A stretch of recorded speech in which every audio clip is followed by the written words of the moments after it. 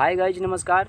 मैं सिंगर रामगंज राजधानी आप सभी श्रोता करके पैर छू के प्रणाम करने भैया। आज एक दिल लाकर बतौर से सॉन्ग सुनाएंगे। अच्छा लगे तो चैनल को सब्सक्राइब कीजिएगा और साथ में बेल आइकन घंटी को दबा दीजिएगा ताकि जो भी ऑडियो सॉन्ग डालूंगा आप लोगों का वीडियो सॉन्ग पहुँचेगा। तो भैया वीडियो को स्टार्ट करते हैं।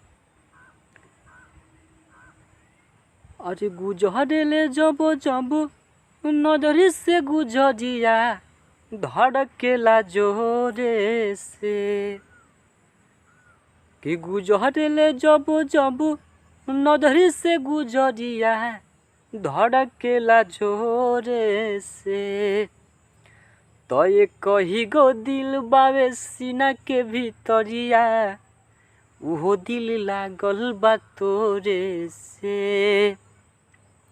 तो ये कही गो दिल बावे सीना के भीतरिया उहो दिल लागल बा तोरे से।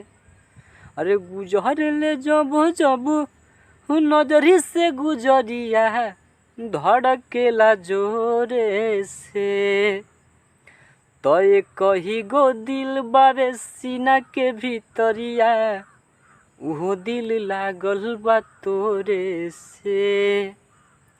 तो ये कही गो दिल बावे सीना के भीतरिया उहो दिल लागल बा तोरे से। भैया थोड़ा से याद था तो सुना दें। अच्छा लगे तो लाइक कमेंट और शेयर कीजिए। तो भैया नमस्कार।